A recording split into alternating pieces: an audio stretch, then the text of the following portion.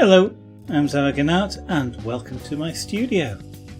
So, Feral Gibberer, a Hearthstone card. That was done last night, so last night. Why did it end last night?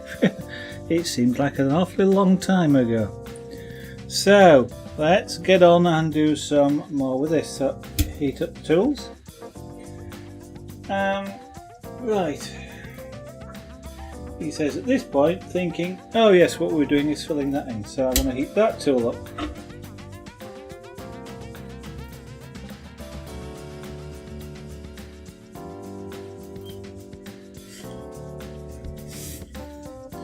And we just get on with it basically. Actually, we will get on with it as soon as I change my glasses. More and more I need these other glasses. It's not that I can't see. It's a weird thing, I can see quite clearly, except I don't seem to be able to see it quite clearly. I don't even seem to be able to speak quite clearly, but to see quite clearly. It's a weird thing, I can see clearly but not quite. It's more a case of my eyes working hard actually.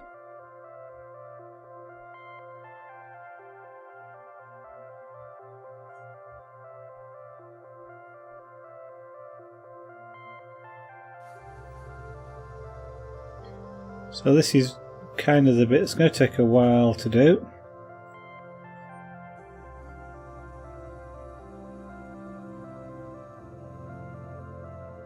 Just because it's a large area. I'm not sure, what I'll have to do at some point is I do have a larger shader. I'll have to practice using that shader to do large areas.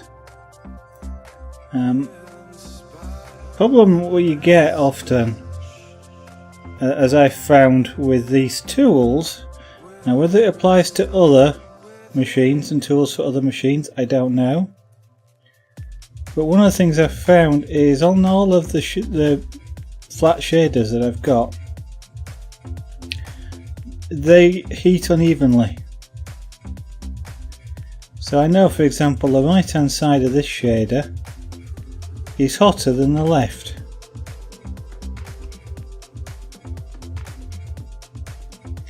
And I also know the back, the heel of it, is hotter than the toe.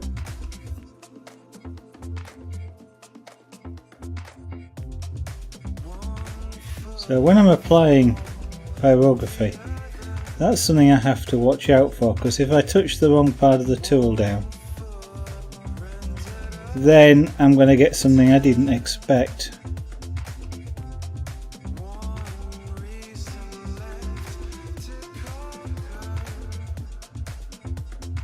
Well, strictly speaking, I suppose I should expect it if I've touched the wrong part of the tool down, providing I know I've done that.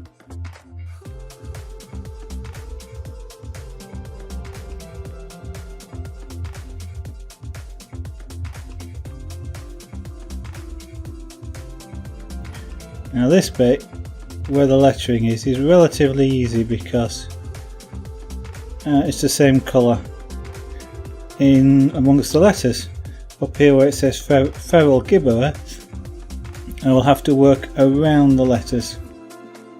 Now that was a bit where I touched a hotter part of the tool down.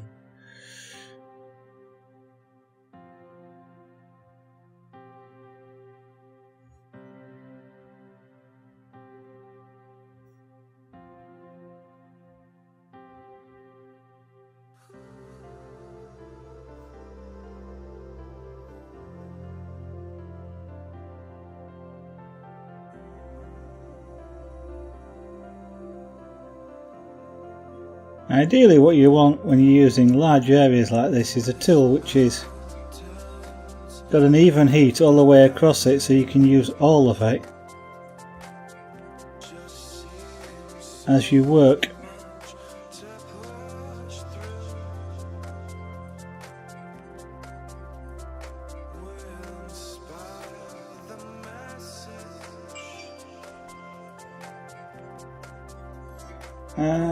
Yes it is, okay.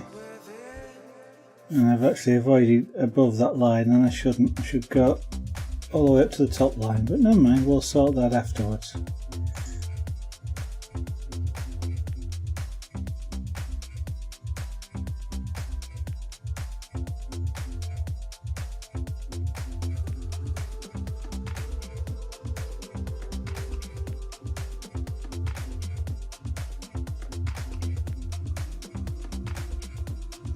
I'm not altogether bothered about colour variations here.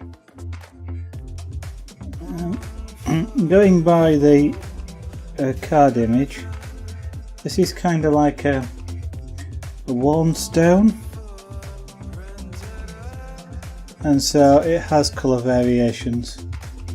It's also got a motif in the centre of it, a relief inset into the centre of it, which I may or may not do.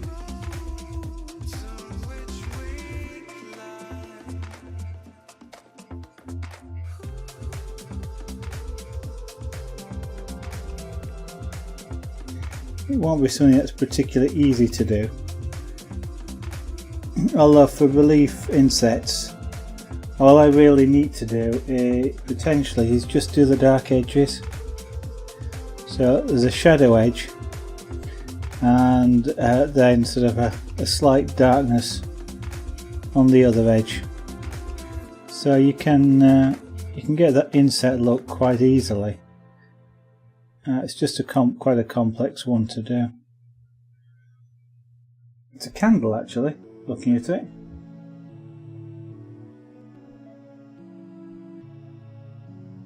Yeah, candle with a piece of wax dripping down it.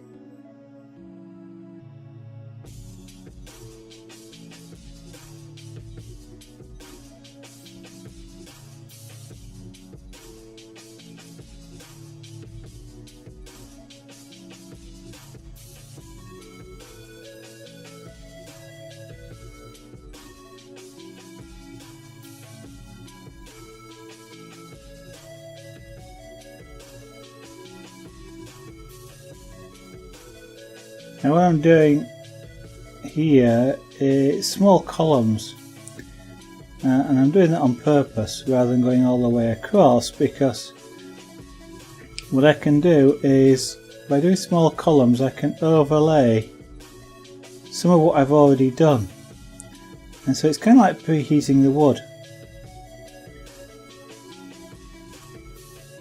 So I do some of it and then overlay about 50% of it, which makes it a little bit darker and preheats the wood I'm about to do and gives it a colour. And so what the overall effect is I have a more even coverage than I would do otherwise, and it's actually slightly quicker because of that preheat, and I'm working in an area where the wood is already quite warm.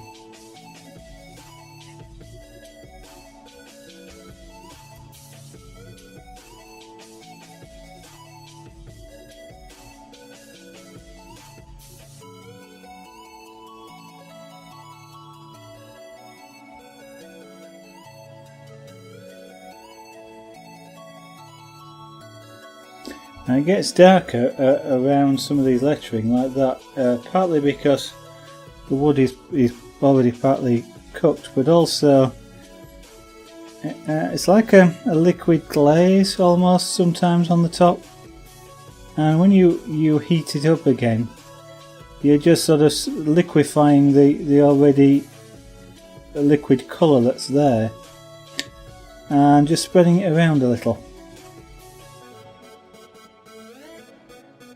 But some of this is like a liquid. I mean, you are cooking the liquid that's in the cells, but sometimes some of it comes out onto the surface. Now it's not particularly visible as a liquid, it doesn't run or anything, it's like a thick thing, but you can, as you're applying the pyrography, you can sort of see it move, for the best way of describing it. As though you're spreading out a little bit of liquid. And I always find that I can actually move colour around sometimes. I can take a dark area and apply the pyrography over the top with a slight scraping action, and I find that in doing that I actually can lighten that area slightly.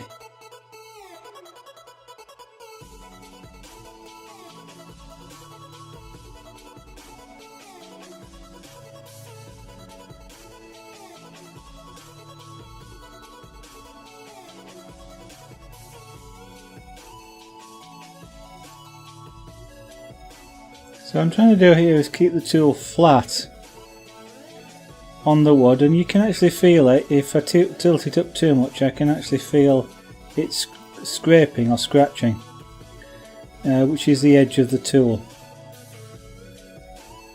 on the wood grain. So I can tell if I'm using it flat because it's a nice smooth feel, and if I tilt it up too much to one edge, then it becomes scratchy.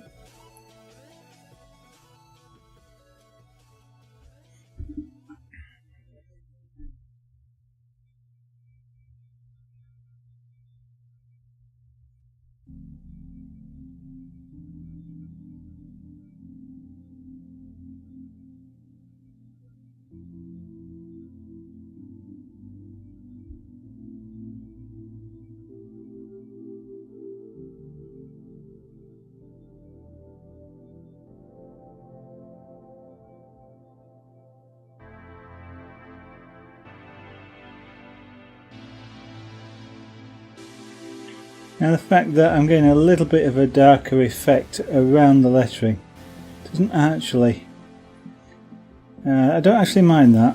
I'm looking at it and thinking that kind of just makes the lettering look a little bit wider, a little bit like it's got a drop shadow, even though it's meant to be sort of printed on top, I guess. It's not chiseled into this, so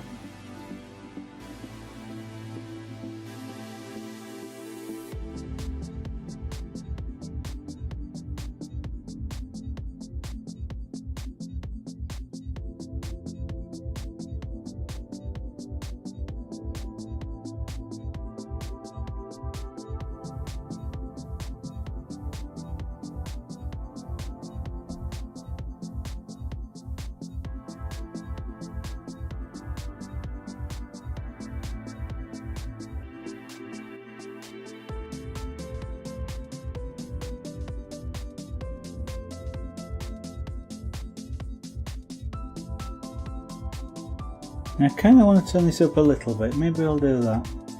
Just a little bit, get used to it and turn it up a little bit more.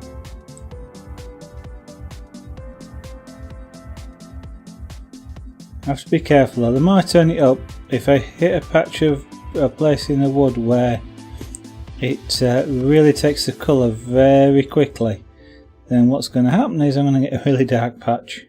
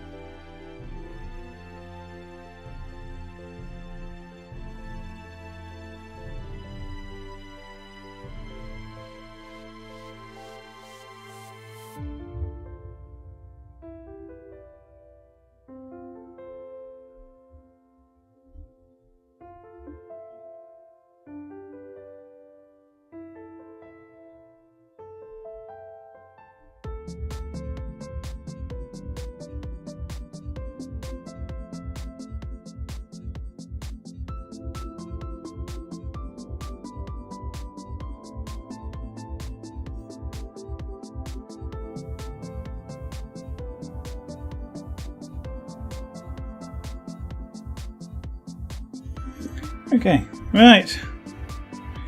Just more of the same though now, I'm afraid.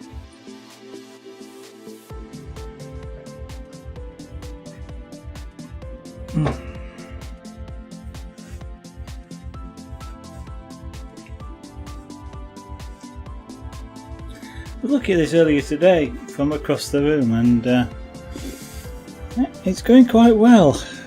Because I seem to have quite a large amount of the card done. I haven't really, I've got the easy bit of the card done, which is kind of all the lettering on the outline.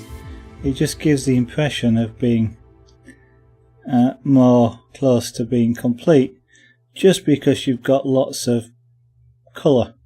You got the main outlines in. Now this is an area of the wood just down here which is taking colour really easily.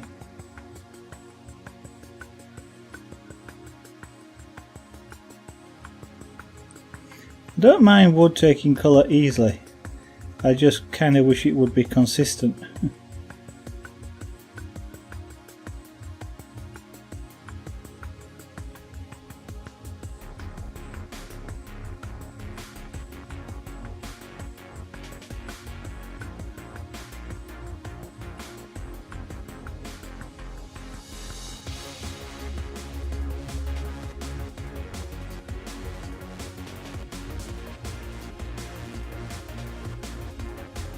Gotta remember, and I'm saying this because I was forgetting, not to start and stop in the same place each time. Because what then happens is you get a vertical line.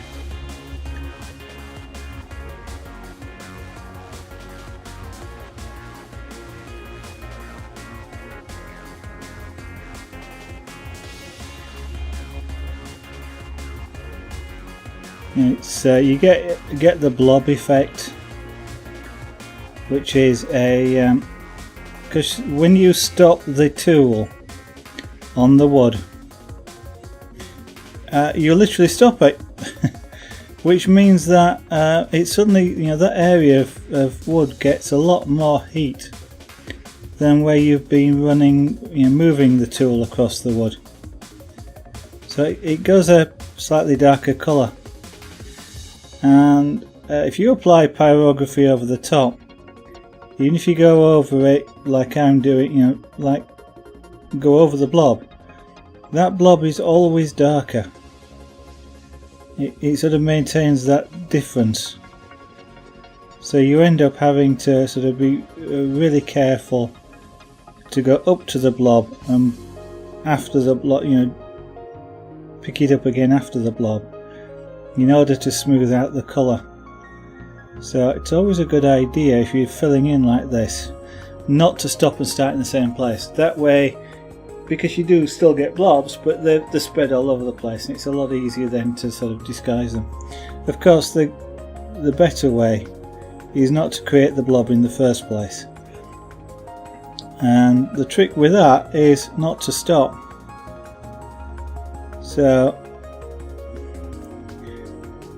how do you draw a line with a pyrographist tool and come to the end of that line without stopping? Sounds kind of like an impossible task. It's not. If you've ever done any kind of spray painting, it's exactly what they describe as the correct thing to do when you're spray painting. Or airbrushing, and that is if you're spray painting, you start spraying before you come onto the work, and you stop spraying. You only stop spraying after you come off the edge. So if you're doing across a board like this, you start spraying here, come across the board, and stop spraying here, so that it's spraying continuously when you go across the board. That way you get a more even colour. You don't get, if you try to start here and stop here, you get sort of great big thick paint here, less thick there, and thick again at the end. If you start here, it's the same thickness all over, which gives you a better quality finish.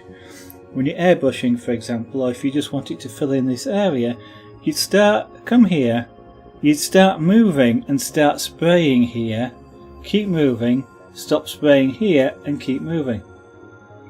So that you start and stop whilst you're moving. That way the spray has the same thickness all the way across. And you do the same thing with pyrography. but you're not spraying, so the heat is only really transferred very well when you're actually touching the wood. So it's a bit like landing and then taking off again. So you touch down, lift off, touch down, lift off. And by doing that you don't get the blobs at the end, because when you lift off your tool is still moving exactly the same speed as it was across the rest of the piece. And that way you get a consistent amount of heat across the whole line. And you don't get the blobs. Of course you still have to worry about the fact that when you come back and if you go over that edge again, you've got some doubling of the amount of pyrography that you've applied to that particular place. And so what you have to make sure is that you continuously overlap all the way across, so that you even that out. Wolfie, good evening. You're lurking, but you'll be here in about half an hour. Okay, no problem.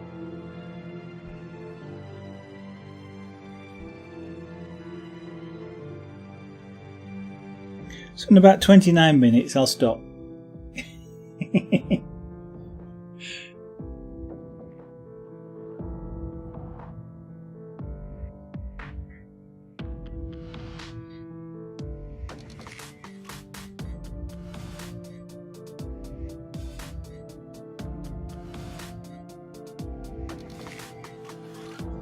Right, so just lots of this, I'm afraid.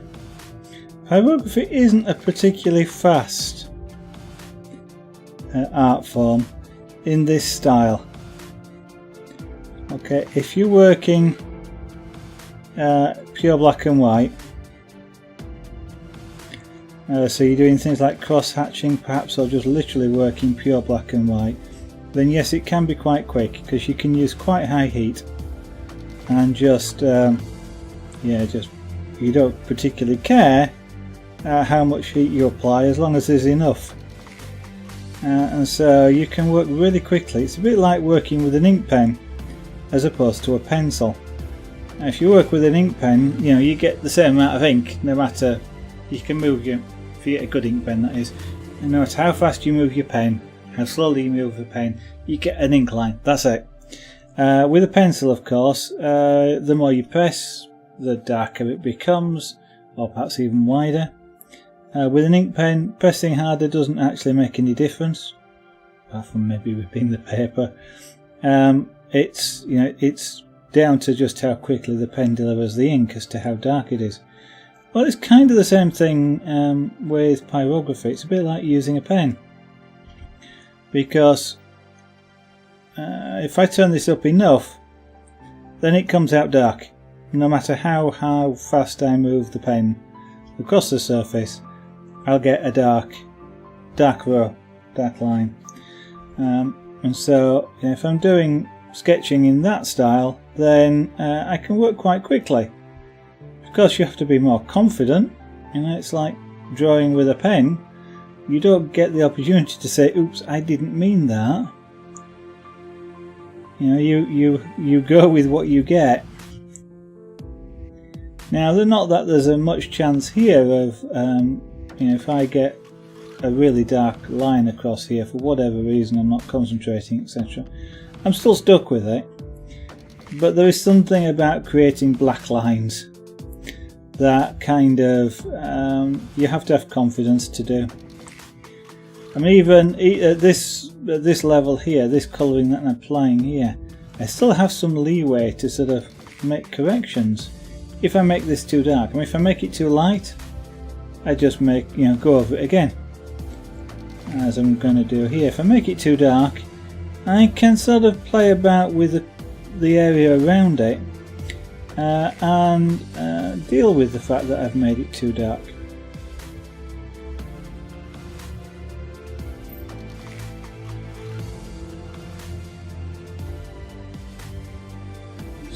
So you could say I don't need quite as much confidence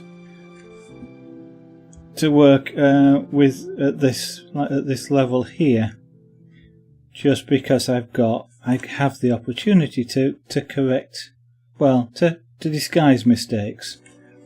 I won't say correct because it's not exactly a correction, you're kind of disguising it.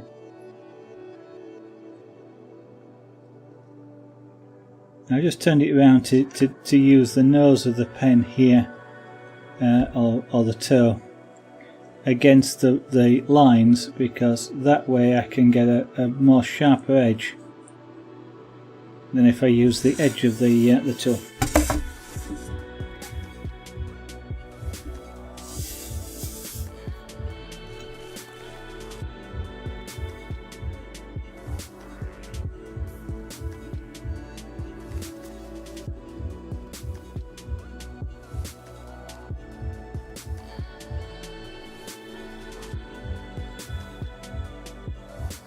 One thing I really like about pyrography is the colour.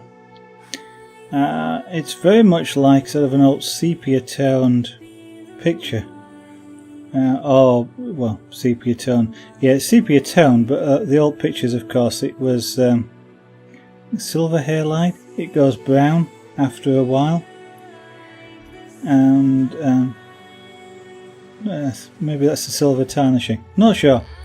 But the old photographs, of course, went sort of, the black went brown, it went light and went brown. And I often find that, or think that pyrography looks very much like old photographs.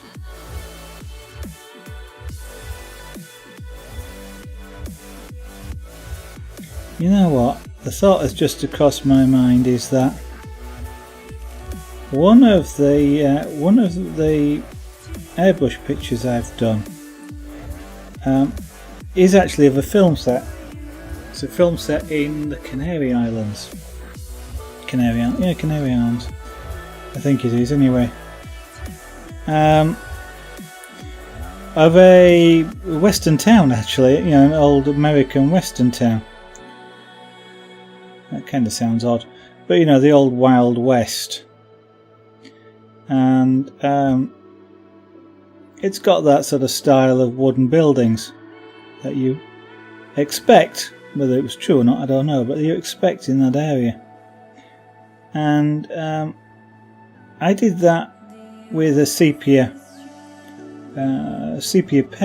coloured paint. So I've done it as black and white or monochrome.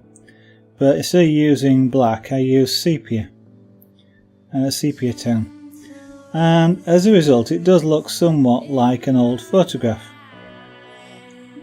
And the thought just crossed my mind, that might be a really interesting thing to do as pyrography. Do the same picture, but do it in pyrography.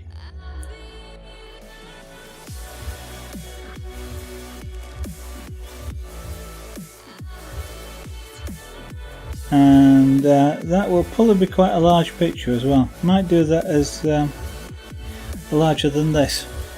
Either this is A4, A3, A2, maybe. Don't know.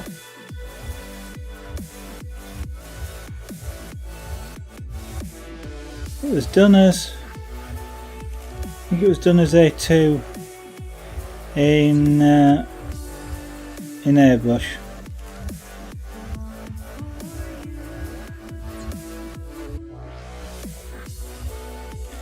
Interesting, I just thought then, I've not yet done a sepia toned portrait. Don't know why that's never occurred to me to do in airbrushing. I've done black and white, or white on black. Kind of like working monochrome, or I would certainly like working white on black in airbrushing. I was about to say, it's about the only way you can actually do monochrome. It's very sort of odd. It's quite hard to do black on white. You've got to be really precise with your airbrushing to do black on white. Players, good evening. Welcome to the studio this evening. Because when you're doing white on black, what you can do on black paper, that is, what you can do is you can use black paint to tidy up the white overspray. and you can't easily see it. You can see it, but you can't easily see it. But if you try and use white over, do black on white paper and then use white, you can see the white. It's quite clear. It doesn't show up, and you can't do it with any other colour either. You can't sort of use blue paper, white on blue paper, for example.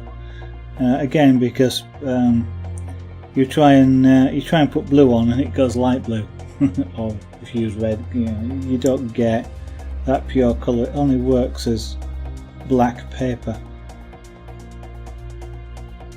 So how are your layers out this evening? How's the internet going?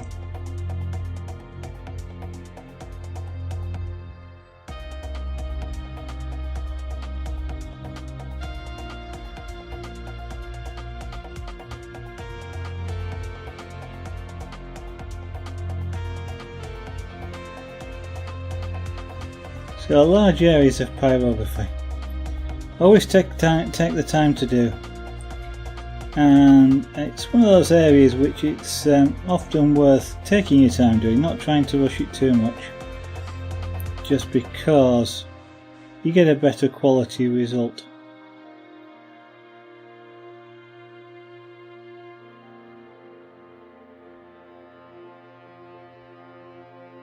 Oh, that'll be Junior coughing. I thought one of the pussycats were being sick then, but I think it's Junior coughing. We may have to have his lungs x-rayed and check there's nothing going on. But we'll see, that might be something for the new year.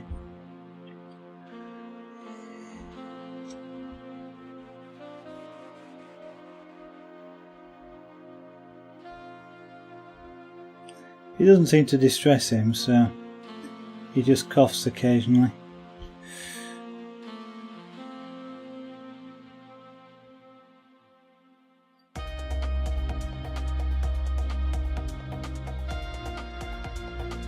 I have to consciously remind myself to slow down. I keep trying to do this a bit like I would do with a pencil, which is work quite quickly. And all that means in pyrography is I've got to go over it more times.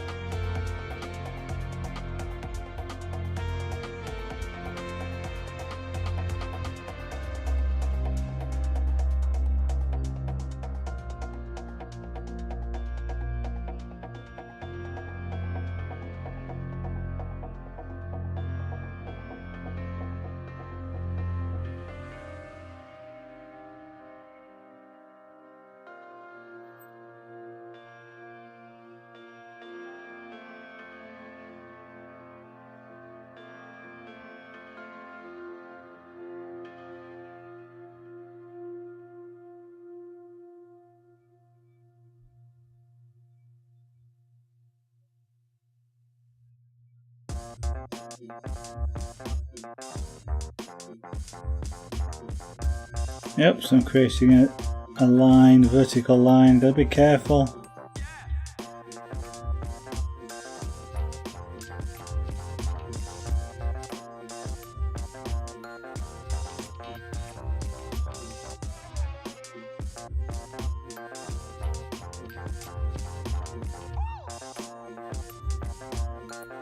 Need to try and make sure the right hand edge of what I'm working on doesn't stop in the same place every time.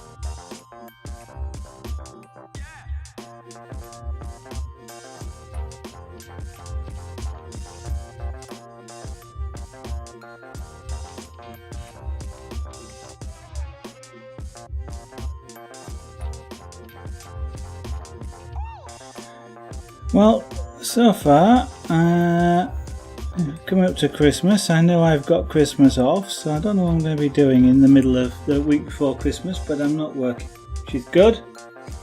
It may mean I'll be doing some streaming during the day, and it may not. I don't know yet.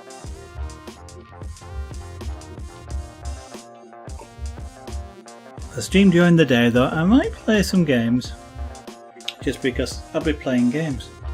And if I'm playing games, I might, if I feel like it, might stream at the same time. So there's usually at Christmas for things like Euro Truck Simulator, and I'm assuming the American Truck Simulator as well, there's going to be a Christmas event, which means delivering presents for Santa. You get an achievement for doing it, but it's a good excuse for actually hopping back into the simulator and playing with it for a while. Drive a few thousand miles. I haven't actually driven either of the simulators. Actually, I've never driven American Truck Simulator at all. I've got it, but I've not driven in it yet. I've not even set it up, which is what I should do. And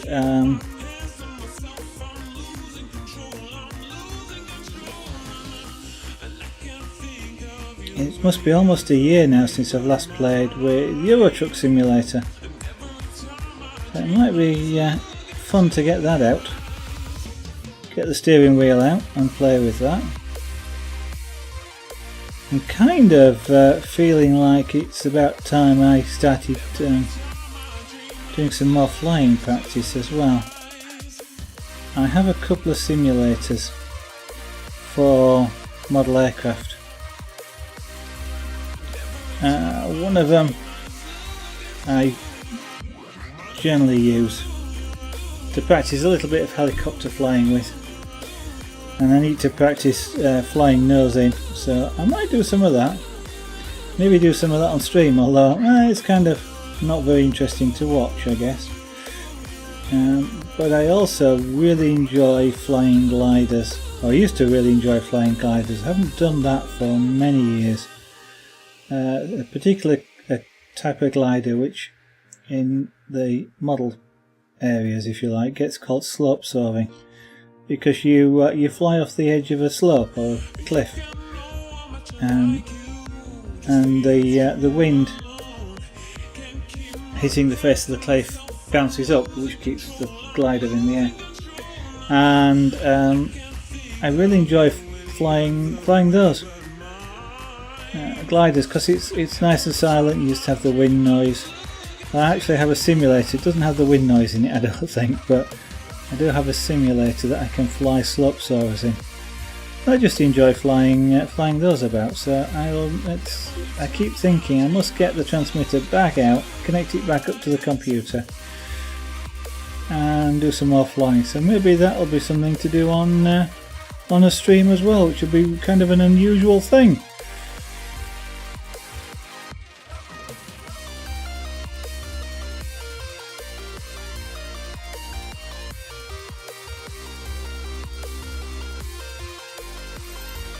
So there's that. So you're playing some Warframe on set stream.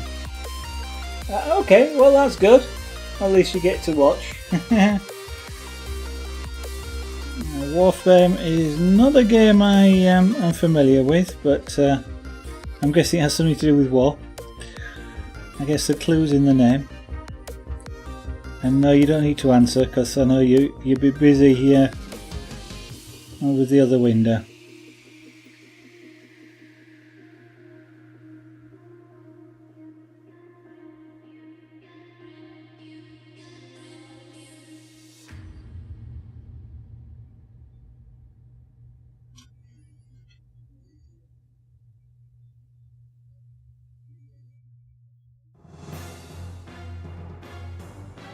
I guess I might play some Factorio as well, or possibly even Minecraft.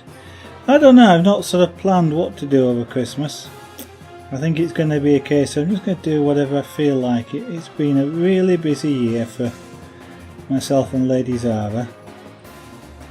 And I know the start of next year is going to be a similar sort of thing, so we may just decide that Christmas is going to be a relaxing time. We may not as well, but if we do, then I'll be playing games. I might actually get around to doing some actual drawing. I haven't done any drawing for a long time. Just getting a pen and pencil. I tend to do it on the computer, but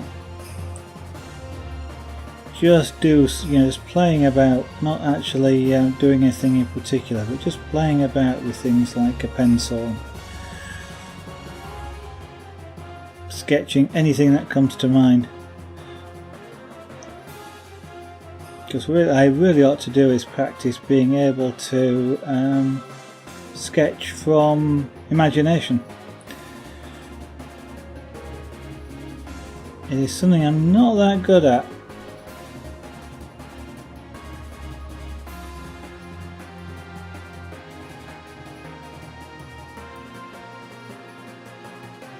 I can sketch from references reasonably well, but not from a mental reference.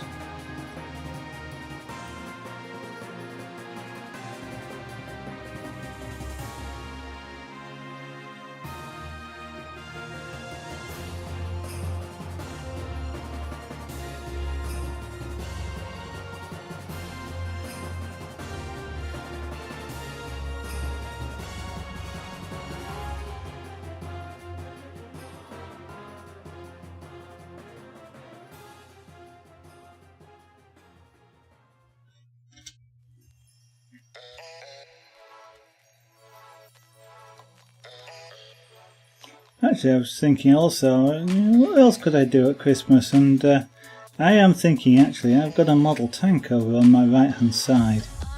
It's on the display shelf at the moment. It's missing its whole upper section, and it's been like that now for about 2 or 3 years. I really ought to finish that off. Now that's going to involve painting some of it as well, which I do. I'll airbrush it and then put a matte varnish over the top. But that's a model I really ought to finish off as well. Got quite a few, I won't say half-finished models, that's not true, but half-finished projects. So finishing that, I've got a 6-wheel Tyrrell. I've got the body shell of that to airbrush. That was fun. Medic is broken in battlefield for sure. Okay, fair enough. Well, you're just coming back in time for me to wrap up, Wolfie, for this evening.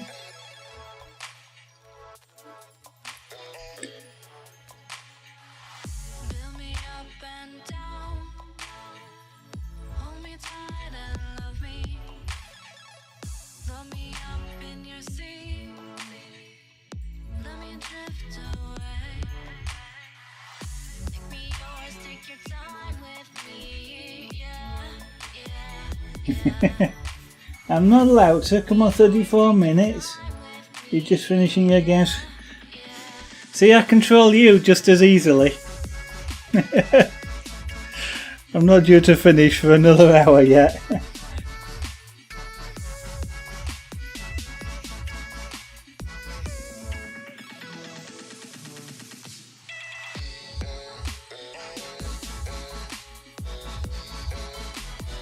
Yeah, so it might be good to finish those 2 models off, maybe this Christmas.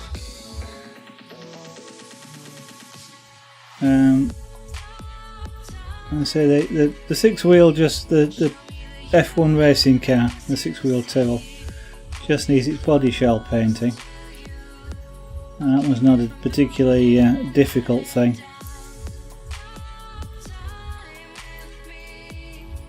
But the tank will take a bit of doing, because there's quite a bit of construction to do on that, and then the electronic modules and everything else to fit in there to remote control it. And that also has a sound module as well, which should be quite interesting. Hopefully it all works, because it's certainly out of any form of warranty.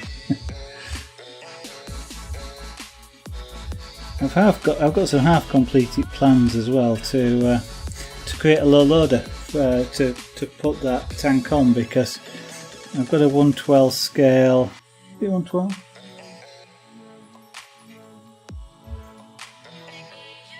No, 114 scale Scania truck, which will tow a low loader. The tank is 1/16. They're close enough. 1/14th, 1/16th. The tank's slightly smaller than it should be, but you'd never notice it.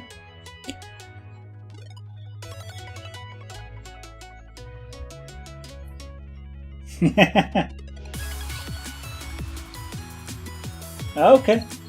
You're not supposed to be able to do that, Wolfie, or is that just because you're good at what you're doing?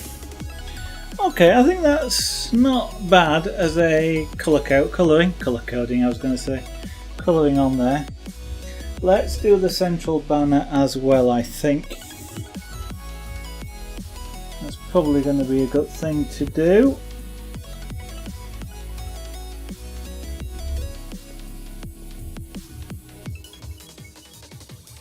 Now this will take some time, because what I've got to do is I've got to get amongst the letters.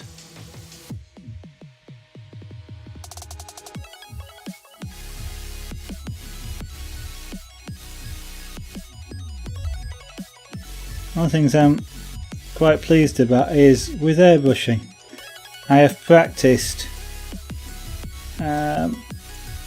doing lines where you start at a particular place, which in this particular case will be at the edge of the banner. Actually, I don't need to do that, but one of the things you do is you get a time when you turn the paint on to hit the start of a line, because you're moving, and it's the same sort of skill when I'm touching this down to start on that particular bit of line, and I can and that the practice with the airbrush has helped do this enormously. But I kind of just realised I don't really need to do it here, because I can just do it from the other side, the other angle, like that. As long as I get an even tone, it's going to be fine. Goes with your plan. All you do is revive the thing.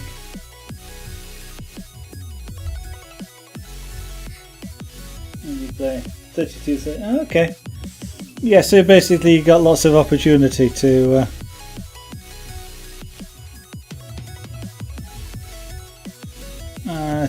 build the experience levels.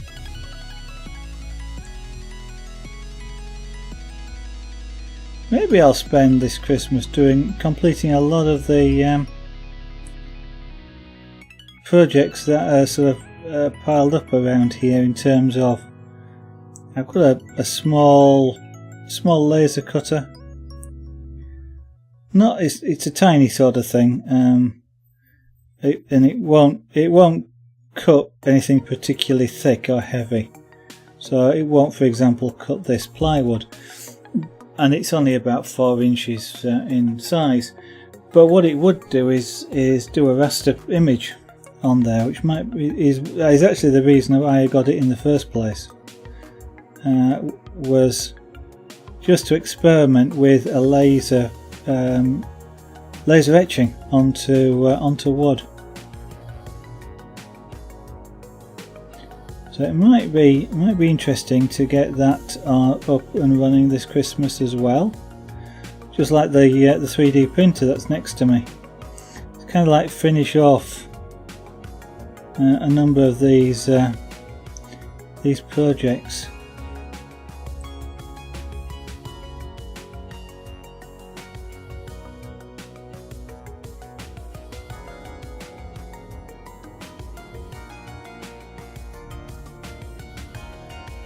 I mean, of course, in all the crafts that I do, I've got an awful lot of stuff that I could do. I mean, I've got a whole load of needlework type projects, rug type projects, and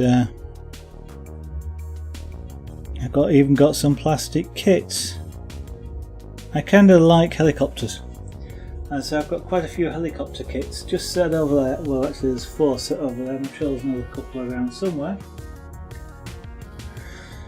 it might be fun just to have a complete crafting Christmas. I don't know.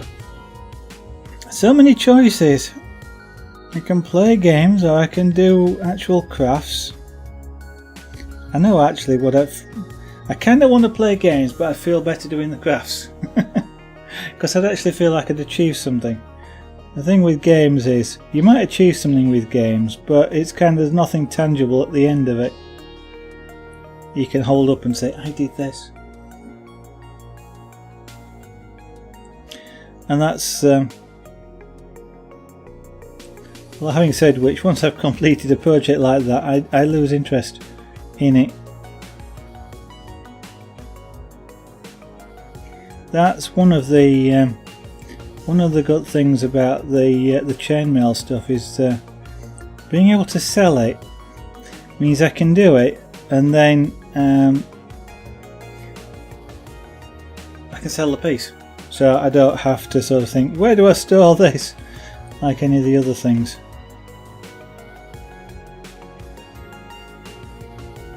So I get to do and then forget about the piece, which is good.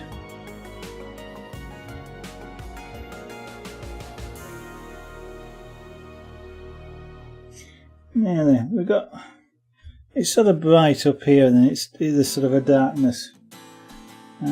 So I'm making this banner quite dark around in this area here.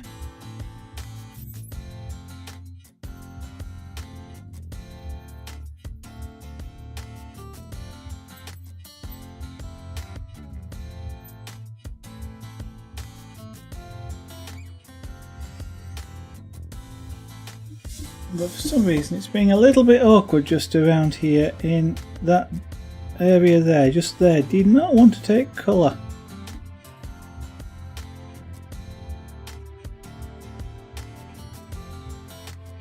It still doesn't.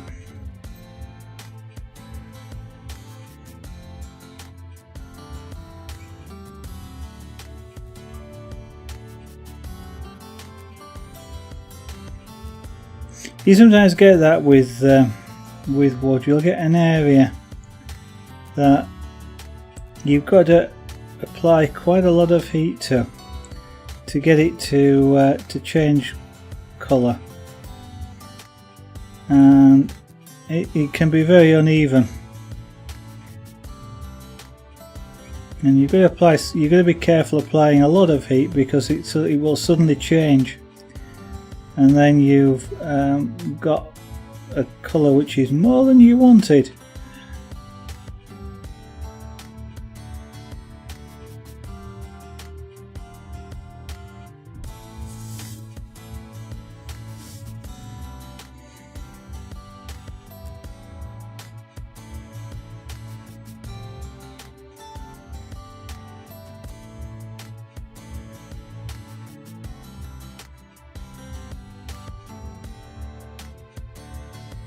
Now, actually this kind of looks like stone as well, so I want this to be a bit of a smoother colour than I've got down here.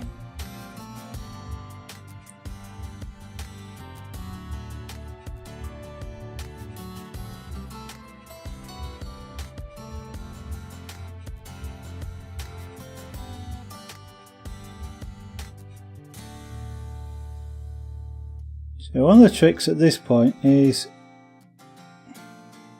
to make sure I follow the contours with using the pen, because it kind of looks more natural when you do that. Well, it's going to be an interesting challenge to get around the letters.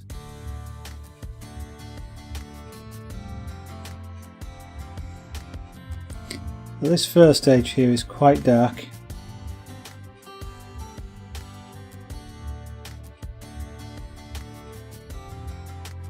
Now, because I want a transition, fairly smooth transition, to the point where you don't really see the dark end and the light start, I'm doing this in multiple passes because I get just a little bit of colour added each time.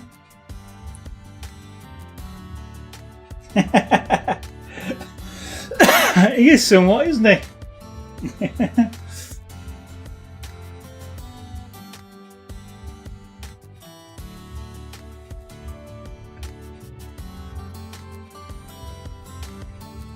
I find the language interesting. I mean, it's a feral gibberer, which kind of suggests that there's domesticated gibberers as well.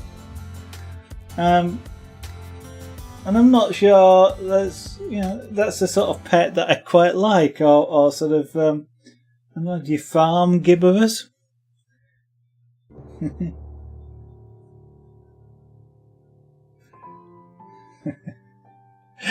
I tell you what,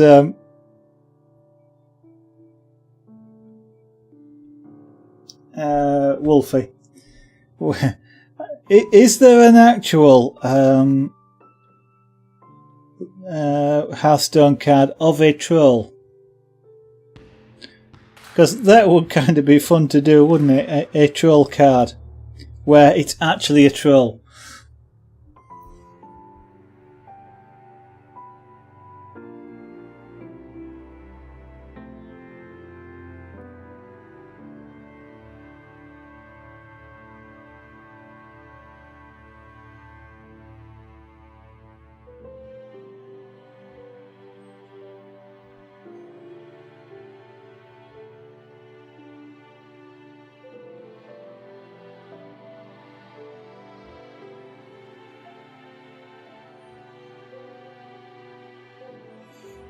Now I'm going to try and keep the heat out of the lettering.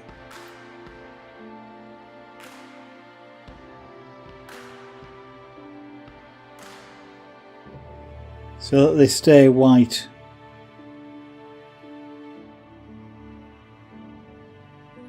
I may turn the heat of the pen down actually, because that way it's easier to keep the heat away from the letters. So I don't really want any colour at all in them.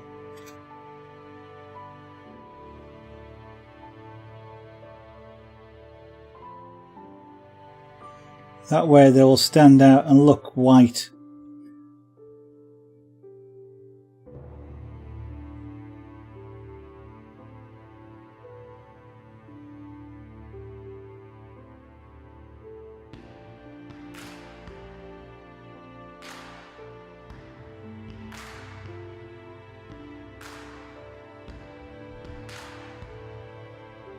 Not that you know of.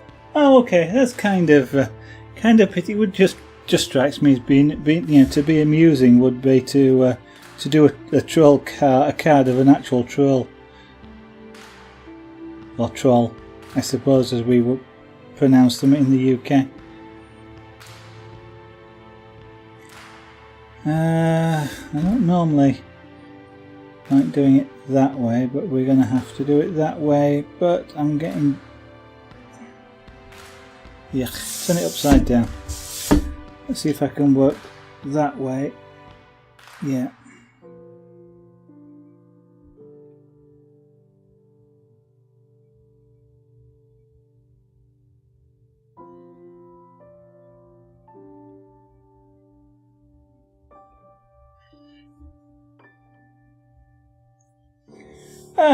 I could, I guess. Oh, I mean, I literally was just thinking about maybe I'll just do an image of a troll, just troll.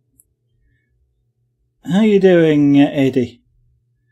I've not had a chance to watch your stream for a long time. It's been busy at work. Are you still doing chainmail streams? Because I've seen you go live a few times, but it always seems to be game development you've been doing.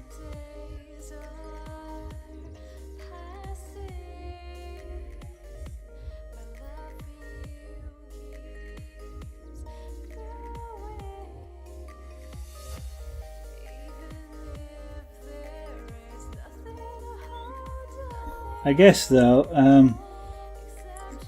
mind you, having said which, I was about to say what I'd have to do is consult with Wolfie there. If I was going to design a troll card, I'd have to make it a troll card, but then the thought suddenly crossed me. He's telling me this is a troll card, so I'm guessing these numbers would be suitable.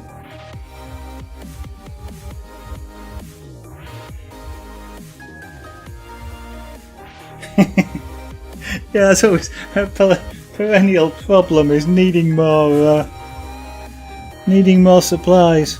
Whenever I seem to want to do something, I need more supplies.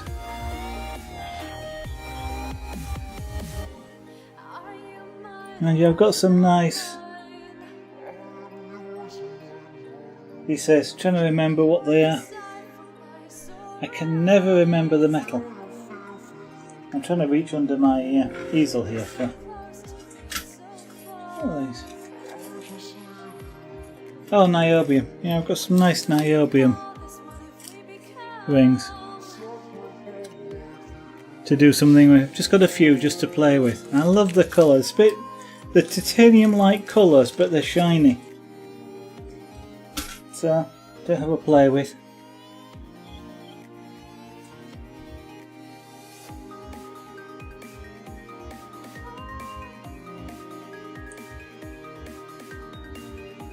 I did some micro mail recently.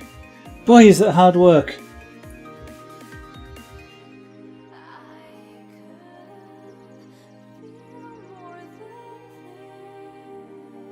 Oh, okay, no, fair enough. EC, I don't know.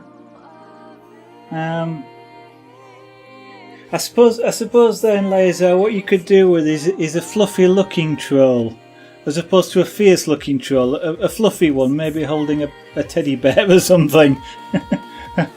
And then some troll words around it.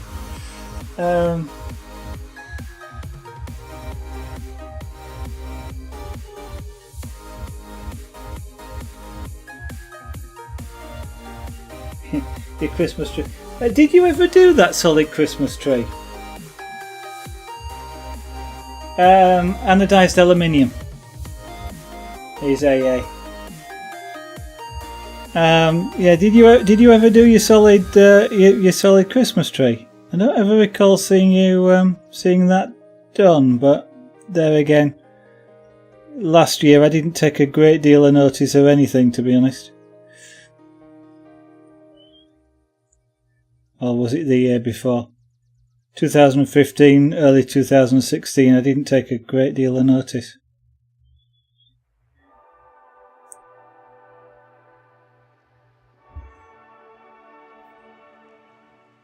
Okay. That's going to get quite a lot of rings before long, isn't it? As it grows out. You may talk like anonymous. I tell you what, Layers out. When I was playing with the micromail, he could almost feel like that. I did a couple of pieces in micromail 80. 3.2mm rings. They're lovely pieces, but they took about 10 hours to do.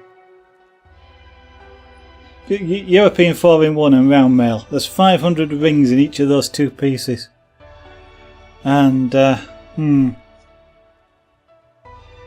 mind you, I didn't do the round mail in what was probably would have been the quickest way, which is to do it as flat and then wrap it, but I have had to play with stainless steel, and I think you know that, but I think the last thing I was playing with was just bright aluminium, and that was mainly just it made a good practice metal because it was relatively cheap.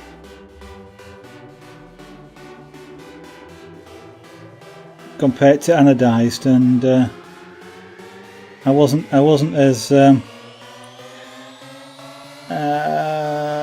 miserly, shall I say. I'm kind of miserly in materials. I do not like wasting materials. So yeah, that's what that is. I think 22 3.2. They're tiny stuff. I shall have to look out for a stream where you then you've got your Christmas tree to have a look. Structural chainmail. It's still beyond me.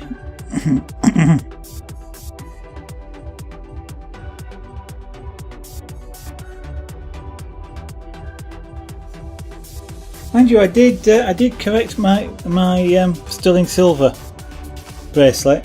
The cat managed to get his claw in it and actually ripped one of the rings out, and for the life of me I could not put it back together. I just couldn't find the right path for the ring, so I eventually took about the last couple of inches off and redid it, and when I've redone it, it's gone back correct, and I don't see the flaw that I had before. So at least the cat actually, oh no, I thought I had a flaw there then, but at least the cat ripping it apart did do a good job.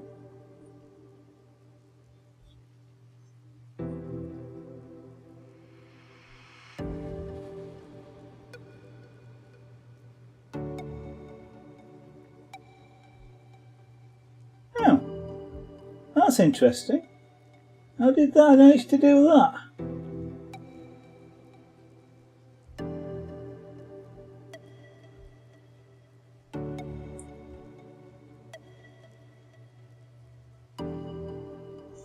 I somehow, I've got a touchscreen here, and I somehow managed to bring up the Wacom. One of its interfaces for touch is it's a wheel, segmented wheel, and I managed to bring that up with my fingers. I had no idea how I managed to do that. I'd have to have a look at that one. I can't quite see what that one looks like, Wolfie.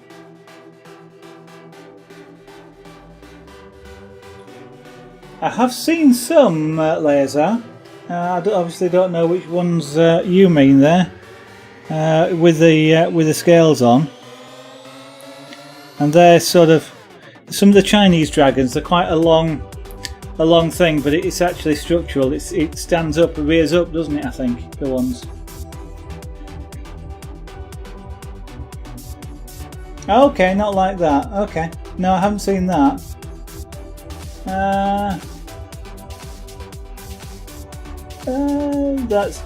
That looks like just scales on, apart from the head, I guess. Looks like just scales on a Byzantine chain. There's dragons that are a bit like that, but they're actually structural enough that they actually stand up. Chinese dragons, the same as that, the Chinese dragon, the long lizard body, but it actually sort of curves, S-curves up.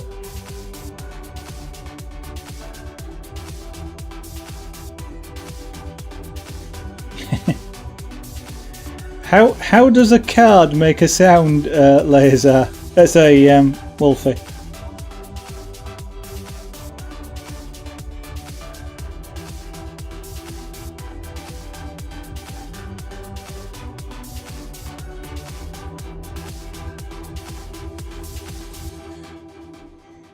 Getting in amongst these letters is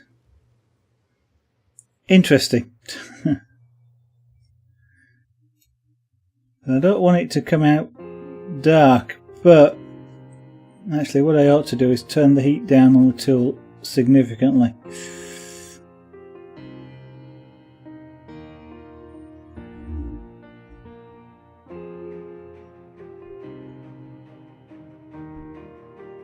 Okay, I'll have to have a look.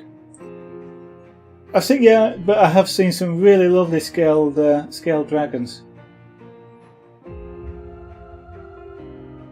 Oh, in the game, in the video game. Yeah, okay, yeah, fair enough.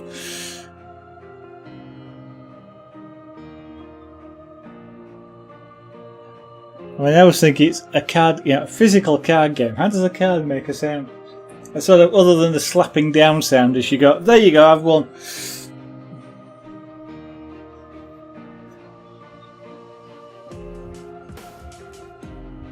as you know, AD, I always like trying something new. So I've kind of looked at those dragons and thought I'd love to, but structural. A lot of the, well, it seemed like a lot of the structural chainmail was tight chainmail. So tight chainmail is well, I find tight chainmail really hard to work. Just because it's tight, you'd have a lot of space.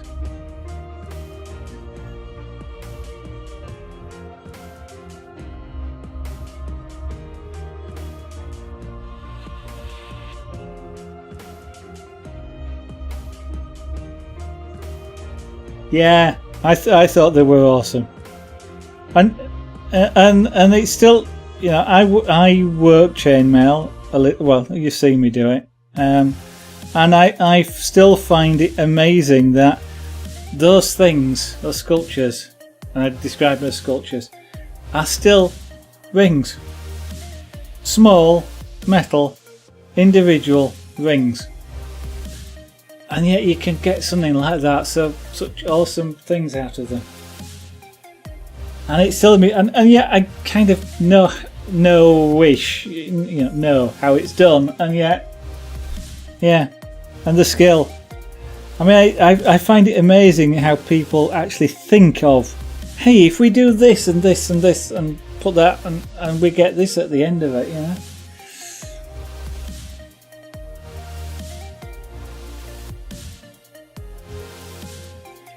And yeah, I keep wanting to have a play with the scales. I have some. I've sort of played about with them as flowers, which is what they get used a lot with. But I kind of like to come up with something to actually use the scales for in something different.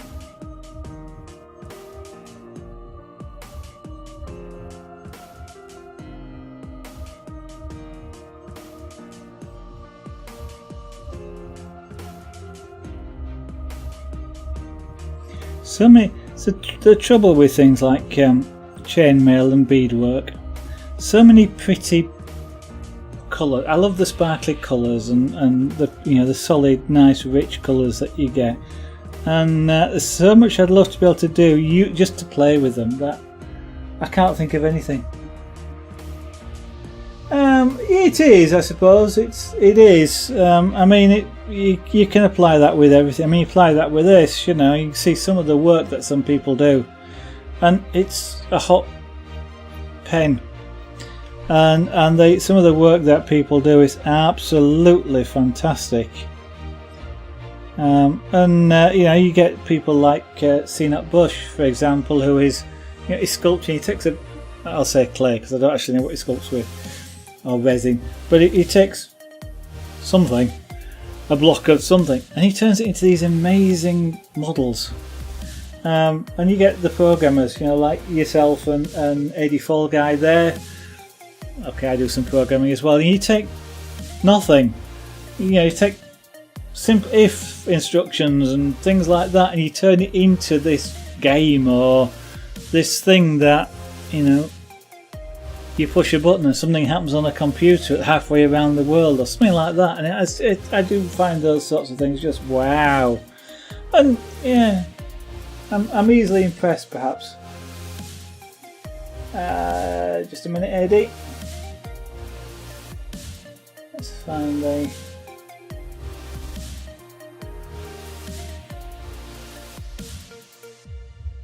Where's my tab key? There you go.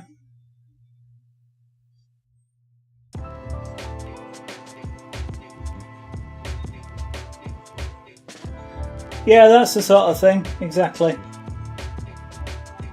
Actually, that looks a bit like the one you actually posted a minute ago, but just bent. I think there's some which are slightly more harder. But yeah, that sort of thing, yeah. Okay. You could have turned it round. I can't.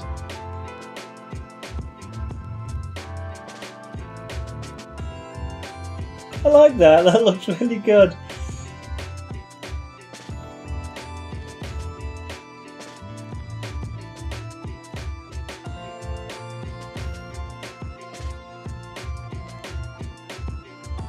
That looks really good. I'm guessing that's a fair few hours of work, AD, is it? Oh, no, I gathered it was a thing like that, yeah. I gathered you'd taken it with your phone, but...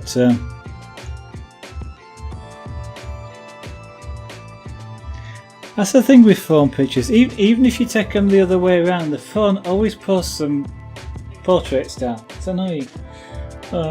My phone does that anyway. Are you going to be redoing your Twitch logo now that they've gone red? Because I don't know if they've gone red just for Christmas or it's a change, a permanent change. But I noticed the logo's gone red at the moment.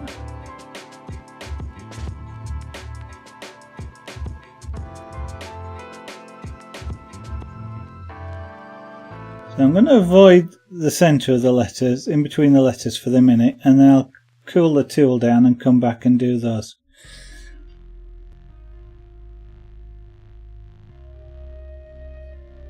It is, yeah.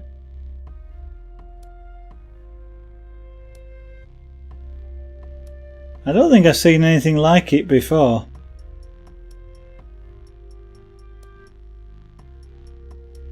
I'm assuming it was totally original design, AD.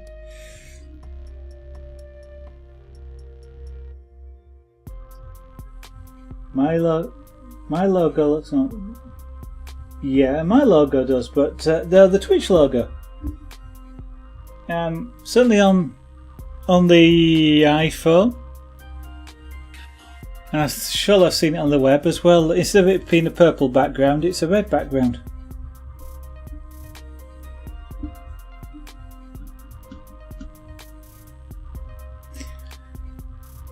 I never thought of changing mine for Christmas. That might be interesting. Red and green or something.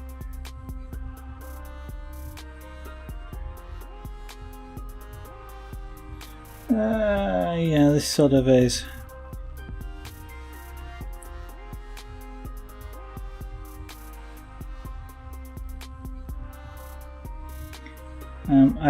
Whilst for people that are watching, you will sometimes hear me make half sentences, like "yeah, that is," without actually saying what it is. What I'm doing is I'm talking to myself, and I've already sort of half said the sentence in my head before I actually speak the rest of it out loud. In this particular case, there's kind of a bright patch around here, as though there's a light shining up, and I was sort of agreeing with myself over that. Japanese 12-in-1. Okay. Yeah, I've got to work tomorrow, but it's a bit early for me. Okay, Laser. Thank you for dropping in. Nice to see you again. And have a great night. Hope you sleep well. I should be on again tomorrow night. Well, I will be continuing with this. So.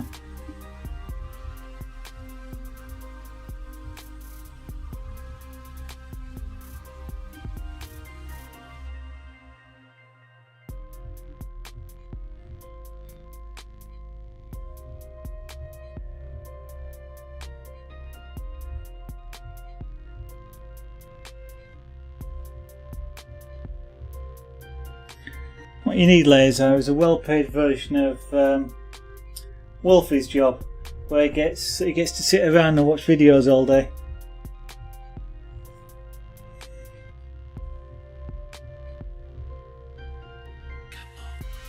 And you, I did actually used to have a job like that.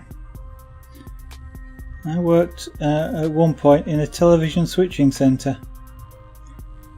And one of the things you had in there was lots of video screens, all with all the television programs on. which you used to use to monitor the video quality that was being transmitted.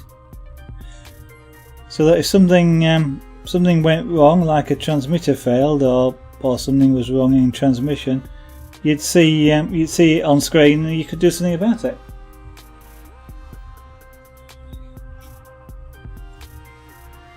You also got to see the programs that were being shunted around the network for the regions to record, so that they could broadcast them later on in the day. So quite a few quiz programs were often done like that.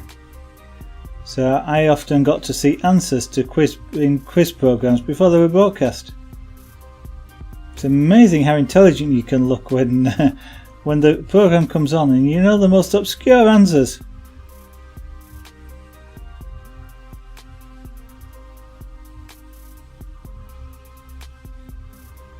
Actually, my favourite one, which was I really did know the answer, was Who Wants to Be a Millionaire, where the £1 million question was, what's 1 followed by 100 zeros? I think it was 100 zeros. And I actually knew the answer. I was kind of amazed. Because I don't usually, when I've seen that programme, I've not usually known what the answers are.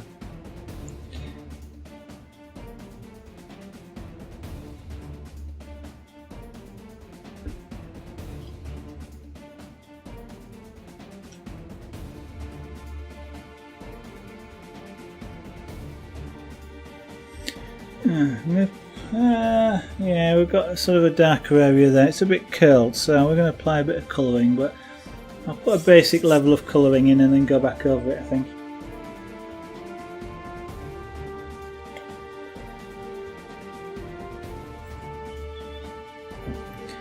Makes it a little bit easier to see, rather than trying to get the colouring too much first go. And what I've forgotten is we've got a bright edge on that. Oh well, we can fake that.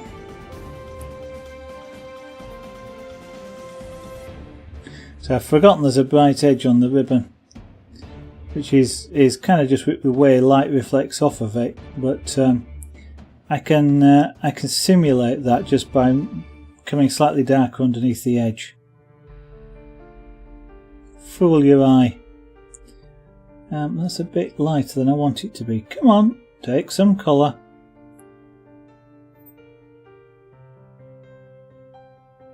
It's another patch. And what it actually is the cells, the wood cells just in that area are either sort of slightly thicker, or they don't actually contain as much of the cell material, so it doesn't cook as quickly or as easily.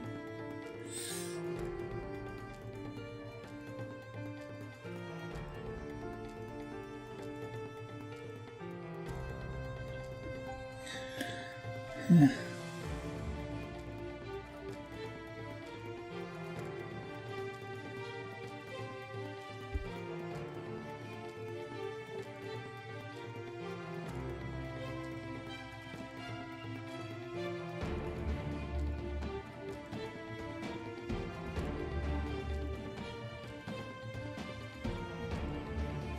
One of the things that I like to do with pyrography, if I've got an area like this where I want to apply different shading, is I do often like to colour the whole thing, because otherwise you see with the wood around it you start to see that as white, and this then looks different to when the rest of it's coloured in, so I find it easier sometimes to colour it in and then go back over and apply the shading that I want. I get a better result that way.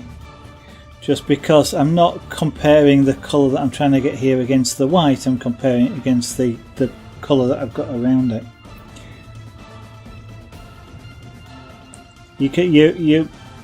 Your eye is often fooled by the fact that there's so much white.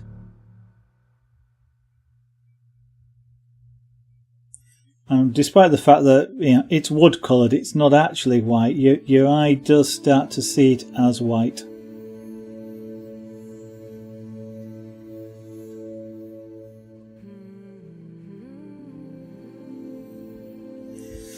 Well, I'm about to jinx something, because I was going to say over the past couple of days, my PC is starting to behave. It's not crashing on wake up, which probably means it's about to do it the very next time it wakes up. But there has just been an update this week by Microsoft, and magically it works again after that. So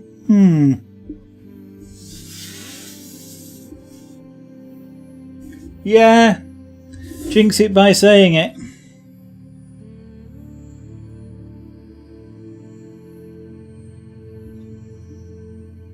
Actually, this edge is really dark, of course, because it's curled under. It would be really dark, and I'm better doing that the other way up than trying to do that.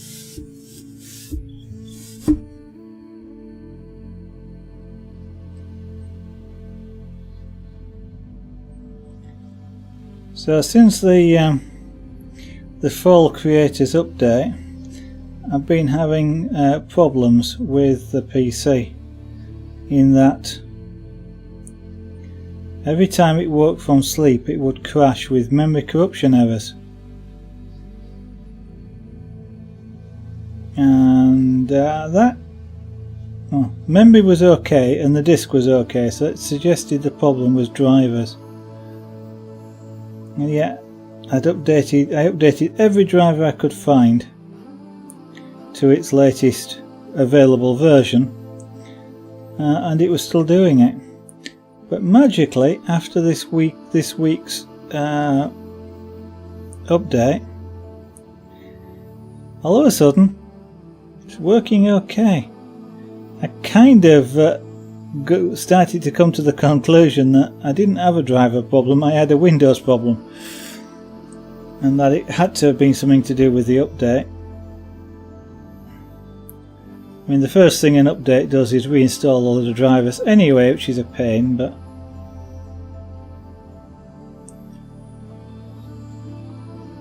I am left with a problem now at the moment that every time I turn the computer on or wake it up, the microphone doesn't initialize properly. So now before I start every stream I have to test the microphone. Let's tidy that edge up, because I've not been very neat there.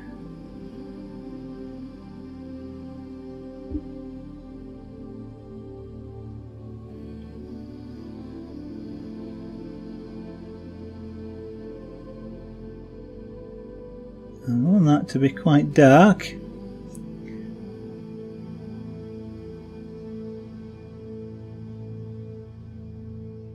It's rolled under, so it's rolled way back from the light. Now there is a bit of rim light, but I'm going to ignore the rim light. Rim light, if you have no idea what it is actually you get rim light when things are backlit. So you get a light like a light behind me, which show a white edge around my head, for example, which is rim light which sort of creeps around the rim.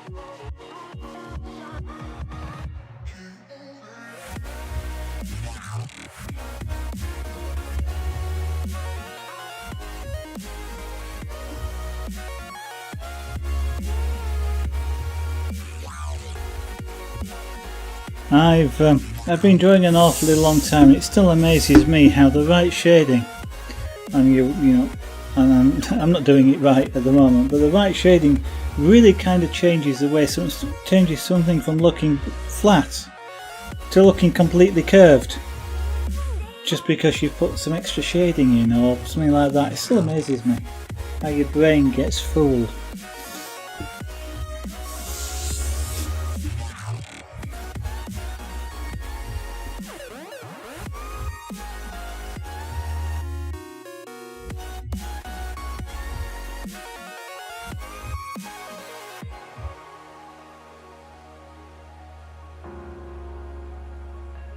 So now what I'm going to do is transition this dark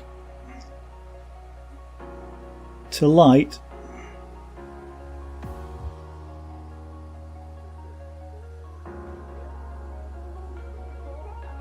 So following the contours of this ribbon, because that way it looks more natural, because there is, even with a pencil, you always get marks, like sort of slight trails, drag marks, tool marks I call them, and if they're going the right direction, it enhances what you're looking at. If they go in the wrong direction, it jars. And you look at it and go, that's not right. Sometimes you can't tell why. And it just looks wrong. And so always follow the contours of what it is that you're, whether you're painting, whether you're using pyrography, pencil, whatever. So here, follow the contour and you'll get a more natural looking object.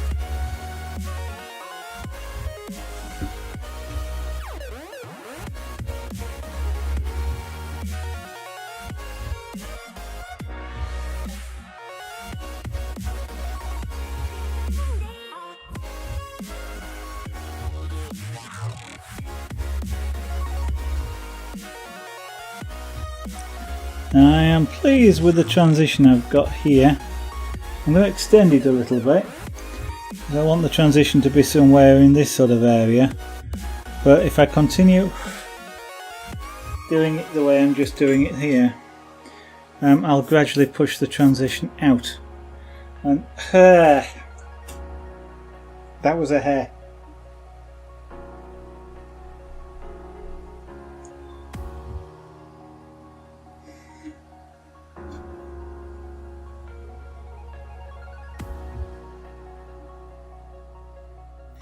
I may have to try some, now that I've got the easel out again, I may have to try some more airbrushing.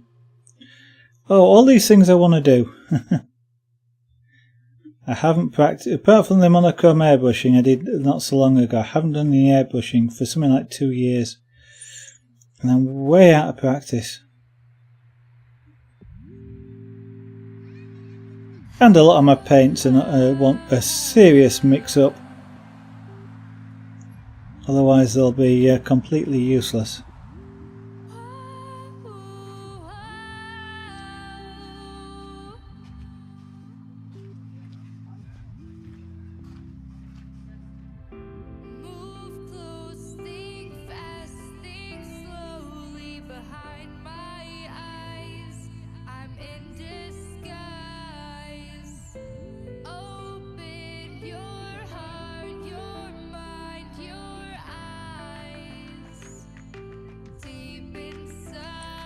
Now I'm trying to make sure I hold this pen flat, or at least the tip of it flat, and not dig the toe in, because it will actually cut the wood, especially with the heat. And doing that then produces a lot of lines. You tend to get, when you cut the wood, you'll tend to get a dark line because you're using the fine tip of this tool. I won't say it's razor sharp, but it's effectively like using a razor blade and then almost dropping ink into that slot. And so, I mean, that's how I do hair textures.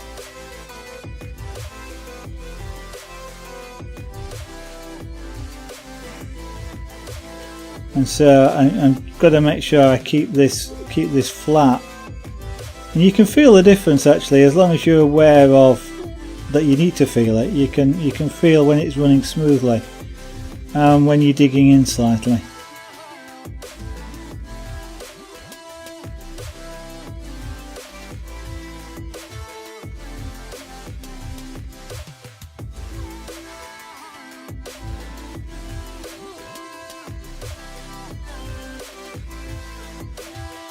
I'm just pushing the colour further into the ribbon here. So I want the bottom. The bottom starts to get light around here.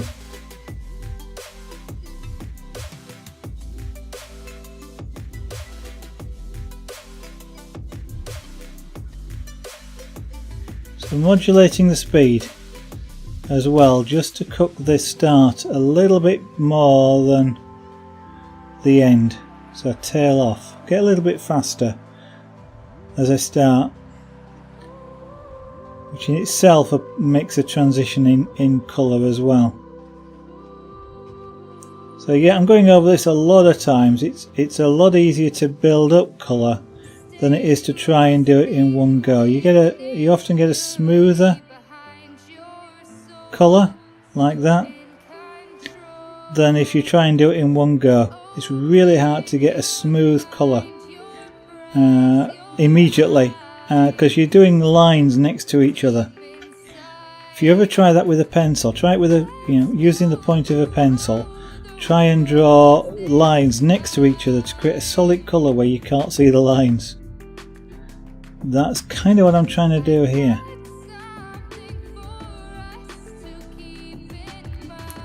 If you do it in multiple passes, it's a lot easier.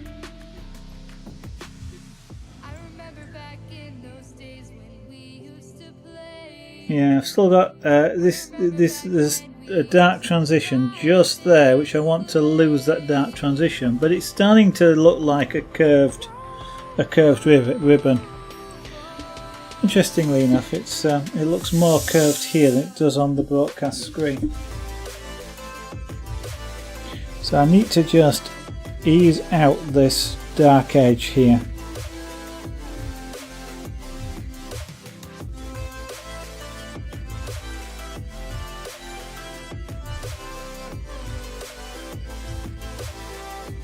Actually, isn't helped by the fact there's a slight white area.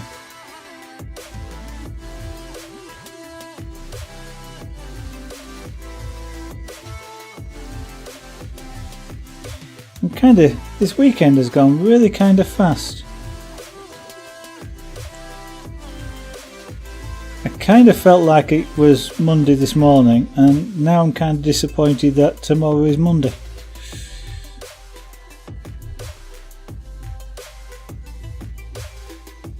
Because I gotta go back to work. Ah well.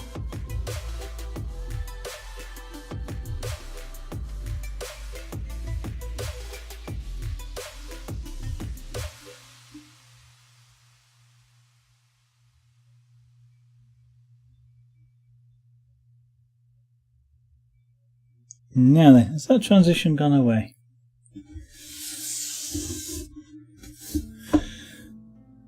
Yeah, it has. So that's a lot smoother of a transition now. It's still a little bit just down there, but I'm working on it. I've pushed the dark one away. I've got to do the same thing actually at the other side as well. But now I can just continue to finish off the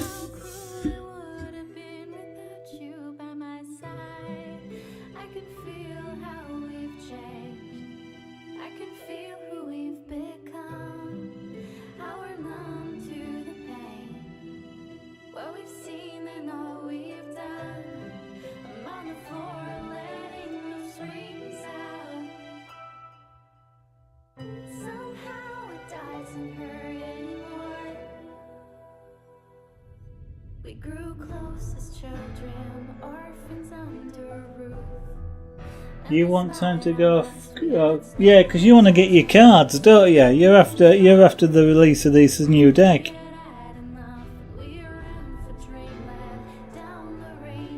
Tell you, as you get older, Wolfie, time goes really quick.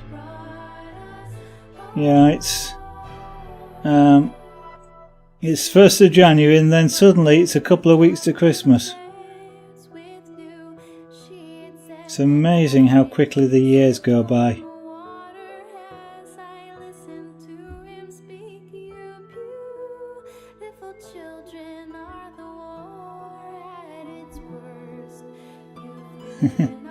Only another few days. You know what's going to happen though, don't you? You're going to get to December the 6th and they'll postpone it till the new year. I run things here, you're safe by my side. I'm alone now since I lost my life. So I have to see if I can get rid of that pencil mark. That's just underneath there. I've probably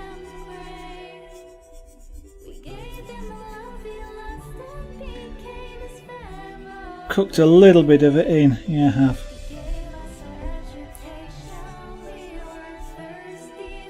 And take it out across the top as well.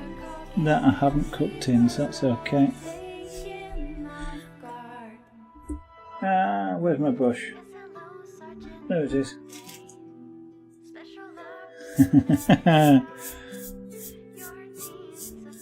Anticipation technique, you see. Get you all hyped up so that the instant they go on sale, lots more people buy them. You can tell I'm cynical, can't you? How come it doesn't hurt anymore?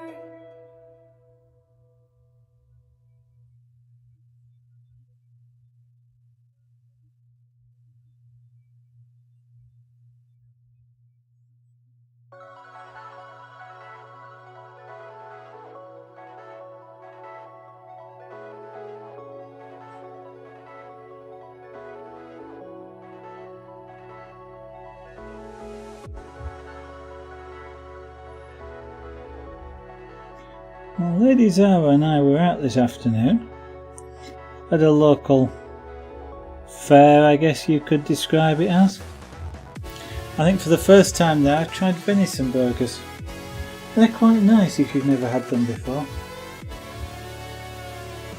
You just had to finally prompt you to actually go ahead and order them. Your credit card will stand it, Eddie. I shall try and keep a lookout. If it's this week, I might be able to watch it. If it's next week, I won't. And as in, not tomorrow till Friday, but the week after. Because I'm working away that week, I won't be able to watch any streams during the day at all. People in offices tend not to understand that I put streams on often just for the background sound. But then again, where I'm going to be working, I've got more bandwidth connectivity than they have. So if I start putting streams on it in the office, even with sort of headphones or on, I tend to overload their connection, and they don't like it too much. I wonder why.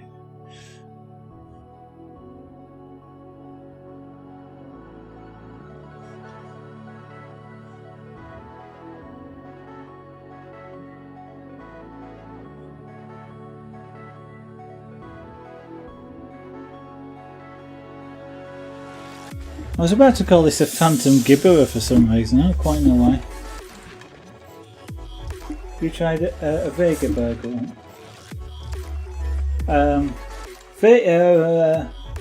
Vega? As in vegan? Burger? Or vegetable burger? Or do you mean something else? Venison is...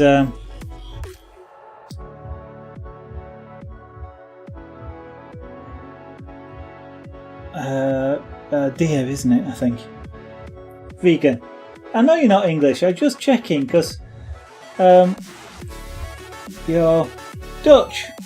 Vega could be something, you know. It could be a name or something which is familiar to you, but not to us. I mean, it could have been a vegetable burger. There are vegetable burgers. Sometimes they can be quite nice. Which I guess is what vegan is. Oh dear, sorry. But yeah, vegan is vegetables, isn't it? What I want to know is, why they're okay with killing, murdering vegetables. No, let's not get into that. It's I understand. It's just a bit. I'm just being a bit silly.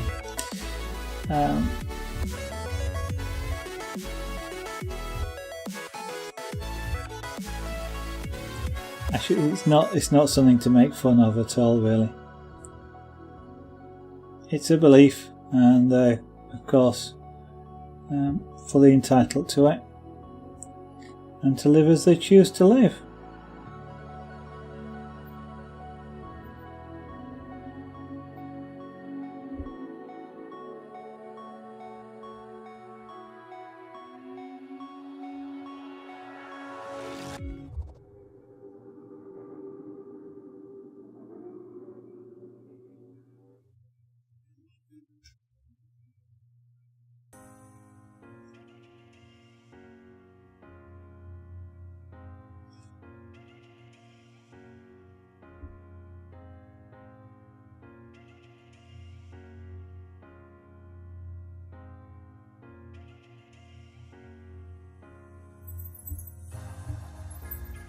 Actually, the venison burgers were so nice. I had two. I was being greedy. Well, I was being hungry, and they were nice, so I was being greedy. I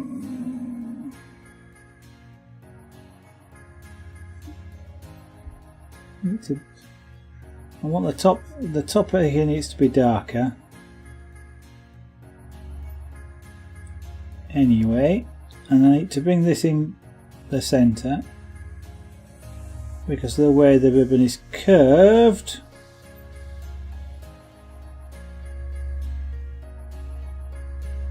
So this is a slow bit of pyrography. When you start into the shading,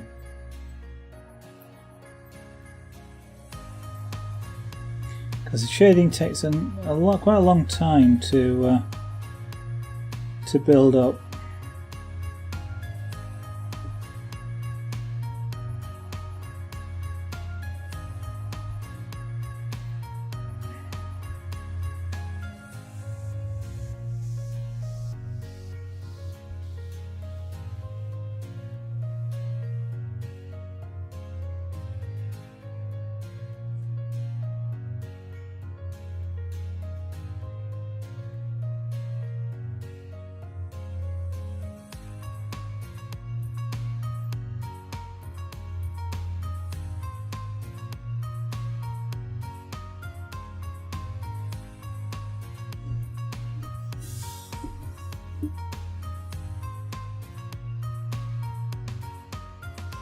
Interesting. This area around here looks really white on the broadcast, and yet it's not much different to this sort of area here, but it doesn't look the same.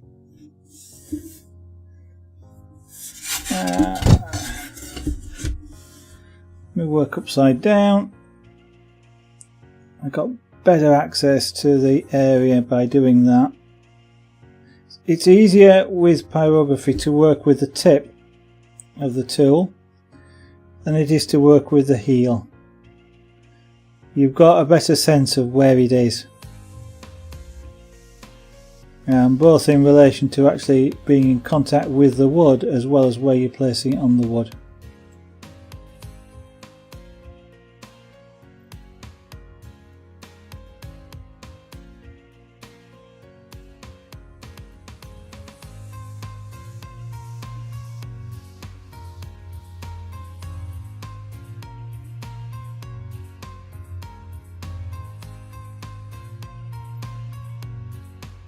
So all the time when you're doing stuff like this, same as when you're drawing as well, don't look at what it is that you're doing, look at the shape that you're creating. And so you draw what you're looking at, not what you think you're looking at. It's a common theme when you're drawing or applying or painting or pyrography. Anything that makes a mark really is paint what you see, not what you think.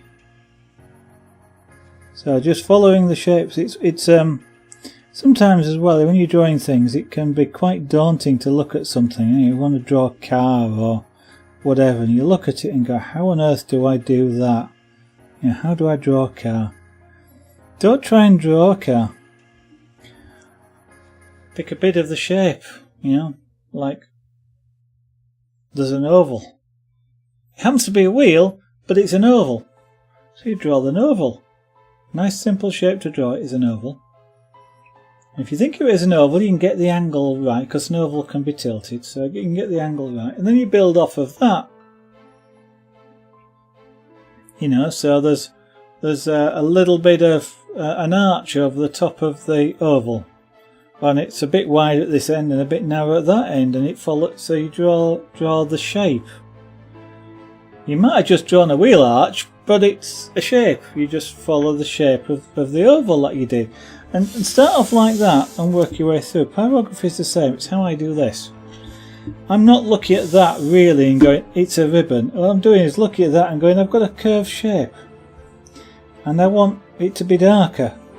I'm not going, it's a ribbon. What does a ribbon look like? I'm just drawing shapes. And it makes it a lot easier to do things. And so even fairly daunting looking pictures, and to be honest, to me even this sort of a card like this, when you first look at it, it's quite a daunting thing to do. And yet, I just keep drawing shapes, and when I come to doing around here, I'll do, teeth. Well, that's a shape, and that's another shape, and another shape, and all of a sudden I've done the whole mouth. And it's kind of like, oh, right. So I'll do another shape. There's a Y shape just above the mouth, and oh, right, now I've done the nose. And all of a sudden your picture's done, and you kind of haven't realised what you've done. And so it's always a good thing is forget what you're actually looking at and just draw what it is you're looking at, and look at the small bits. Do them as shapes. Don't worry what they are or whether they look right in relation to everything else. Make it look right when you're looking at it.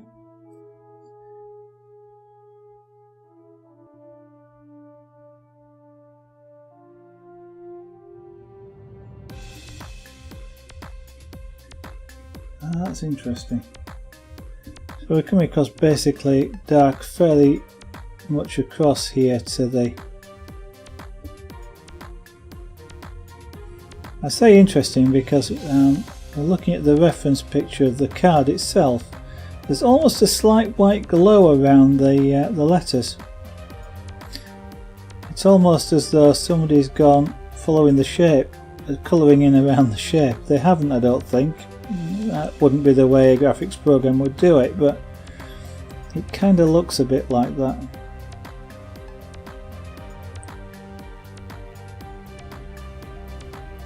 Yeah, it sort of tails off once we get past the B.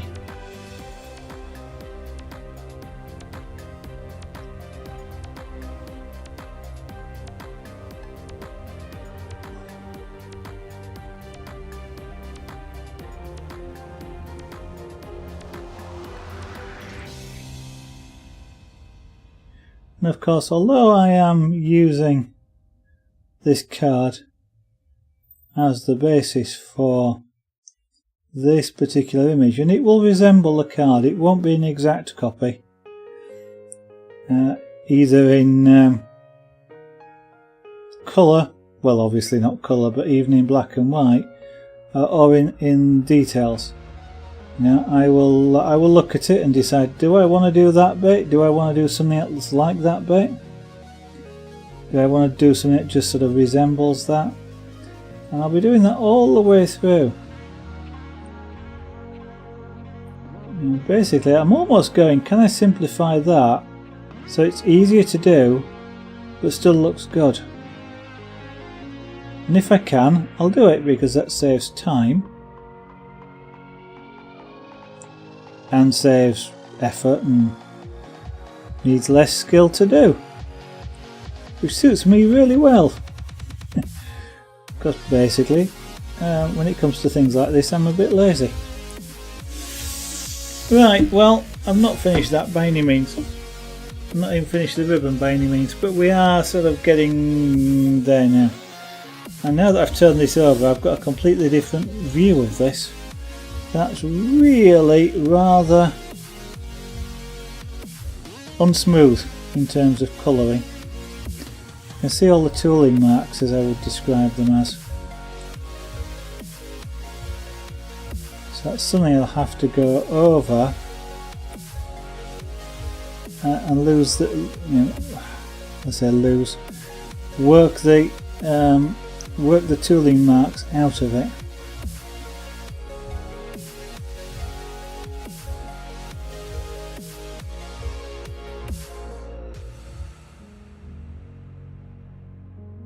I hadn't noticed they were there when it was the other way up.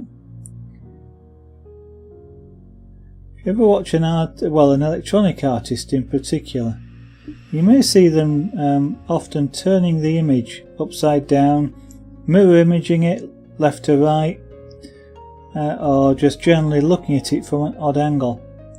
And one of the reasons they're doing that is you get a complete, when you turn something upside down, for example, you get a completely different perspective, or left to right.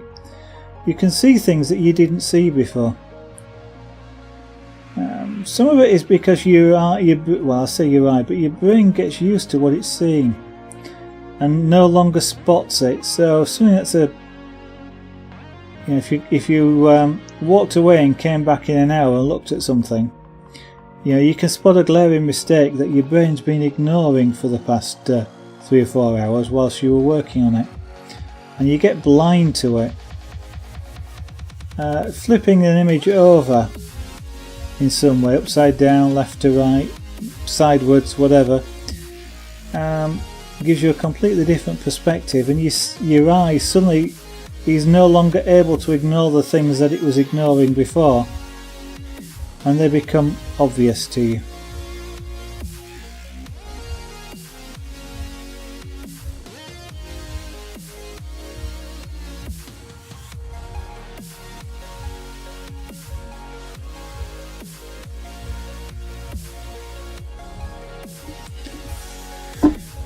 I've still got some tooling marks there, but I've got rid of some of them.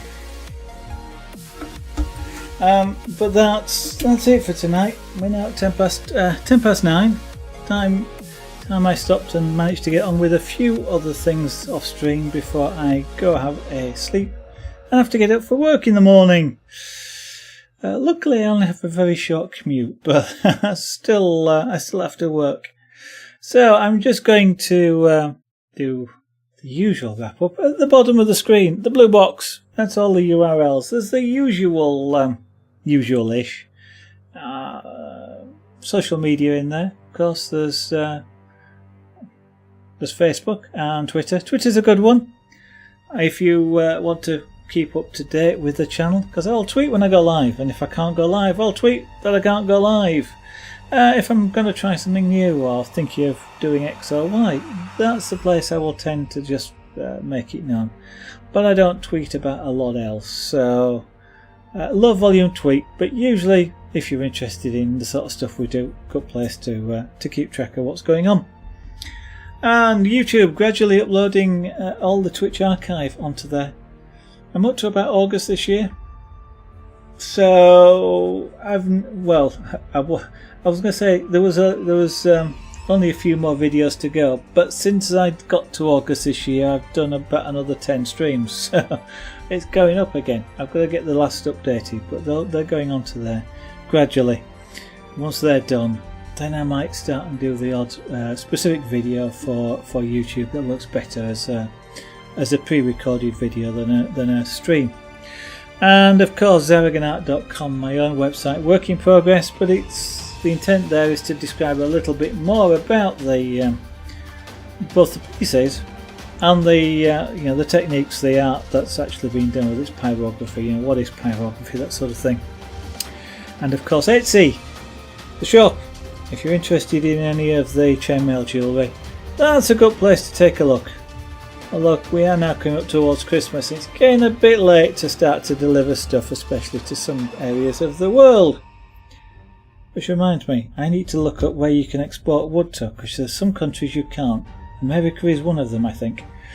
So things like Pyrography cannot be sent to America, not unless you want to have it gamma irradiated and pay for it, which I understand is not very cheap, to say the least. And what I will also point out is, since Wolfie's around, the 3 buttons that are up at the top right. The right hand one, of course, if you would like to cheer, Christmas cheer and all that. It's obvious, it says whatever it says, I can't actually remember now. And then you've got the follow button if you'd like me to appear on that front screen, which you go in following who's live. I'll be there. Well, I'll be there if I'm broadcasting. If I'm not broadcasting, then I won't be there. I might be in the hosting section down below, because I do host a few people. And of course next to it the subscribe button if you'd like to help contribute to the channel, support the stuff that we do, like the pyrography. I was going to say wood doesn't grow on trees. It's true, it is trees, but it's fairly pricey trees. Good quality wood, for example, for pyrography is not all that cheap. So if you'd like to support the channel, that's a good way of doing it. If you'd like to think about that, that would be absolutely fantastic. Although you don't have to do so to watch me. That's perfectly okay to watch, lurk, all free of charge. Well, that, and you've got to listen to me do this advert, and the Twitch one that's going to follow me. With that, I should be live again tomorrow evening. I will be going live somewhere between 7 PM and 8 PM UK time, that's GMT. Slight variation, just depends on when I finish work, when I'm able to get a meal, etc. Before I start streaming, it's always a good idea to eat first. Otherwise, about halfway through I start getting really hungry, and when I get hungry I get distracted. And when I get distracted I either make mistakes or I stop the stream early, one or the other. So with that, I think I've said everything. Look forward to seeing you on tomorrow night's stream. Bye for now.